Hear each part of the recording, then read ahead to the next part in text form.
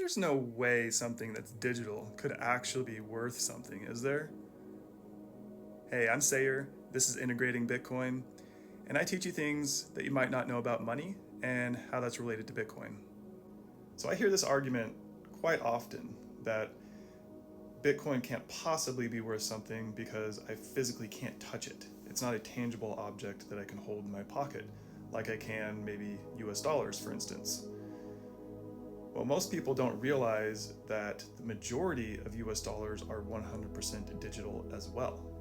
It really does make sense that we feel like we need to be able to hold something of physical, like weight in our hand, to be able to say, yes, this is worth something.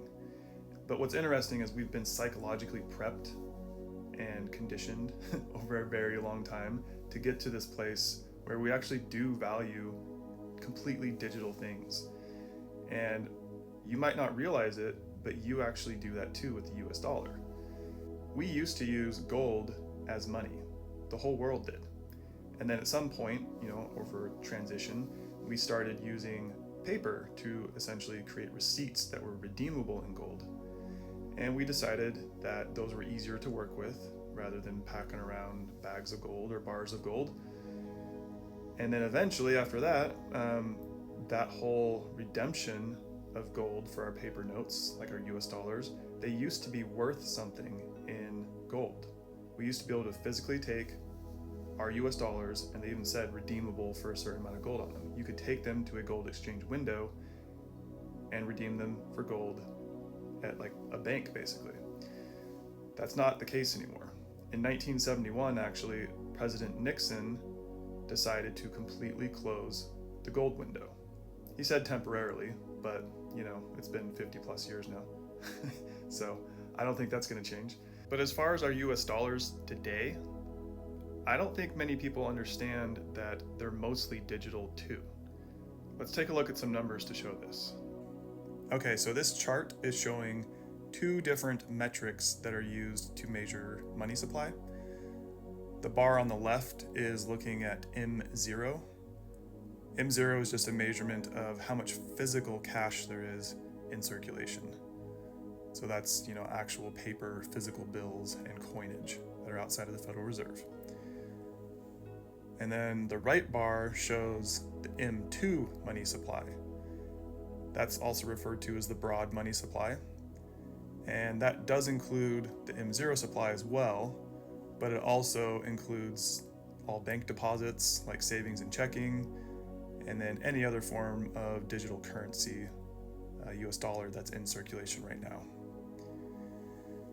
And if you notice, the left side, that's the physical money, like that's the US dollars that you can hold in your hand. There's $2.3 trillion of that in circulation, as opposed to the 21.5 trillion digital US dollars in circulation. So the argument that something digital doesn't hold value or it's hard to wrap your mind around, just know that whenever you put money into the bank, all of the money in the bank system right now, there's only about 10% of that that's actually physical cash that can actually be redeemed for physical cash. So the money that you have in the bank, 1 out of every $10 is actually a physical dollar that you could get out. If everyone was getting their money out, there would not be enough. So that's why bank failures happen, actually. It's whenever people try to take their physical money out of a bank and they don't have the liquidity to support it because it doesn't exist. So even though we do have physical US dollars still that we can hold in our hands, it's kind of an illusion. It's just like, it's a slow separation from what used to be to what is coming. We're moving into a more digital age. Humanity is always growing, we're always moving forward, collectively for sure, and hopefully on an individual level as well. We're always trying to improve ourselves and make our lives better for the next generation. Now, our path is moving into a digital realm. We're digitizing everything, and that includes our money. Bitcoin is a natively digital asset that is built for modern times and for the future. Before the US dollar was digitized, it was a 100% bearer asset. meaning you can hold it in your hand, and that's the only place that it can be, right? You hold it physically. But now, the US dollar is mostly digital. Bitcoin is actually a bearer asset as well. It's a natively digital bearer asset. If you do what is called self-custody of your Bitcoin, you can always know that you have access to all of your Bitcoin. And there's no way for it to ever run out in the case of like a bank run type situation. Every denomination of Bitcoin is always accounted for on the public, distributed, decentralized ledger. And this ledger can be quickly audited and verified by anybody in the world using just some basic computer hardware. And there's absolutely no way you're going to be able to do that with the US dollar and actually confirm that your money is actually there. Now, you can audit your own physical cash, your own physical US dollars, if you hold all physical cash and it's not in the bank. Then of course you actually have that as a bearer asset and it is yours in your hand. But of course, like we mentioned, if everyone was to do that, the banks don't have anywhere close to enough liquidity to provide that to everyone.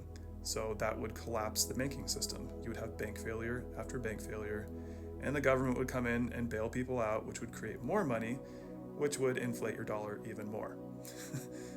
But then if you hold all physical cash, you can't really participate in our digital world anymore. You can't do any e-commerce. You can't send money to anyone because you're holding this physical bearer asset. You have to meet them physically to do a transaction in commerce. Whereas Bitcoin is a bearer asset that is built for the digital world, and it's essentially like cash that you can send to anyone in the world anytime you want without asking permission. So I encourage you to ponder this idea that US dollars aren't necessarily physical. They are in some respects still, but they're mostly digital, and that's actually what's propping up our entire financial system, is the digital dollar. Like this video if you got something useful out of it, and go ahead and share it with someone that you think might enjoy this message too.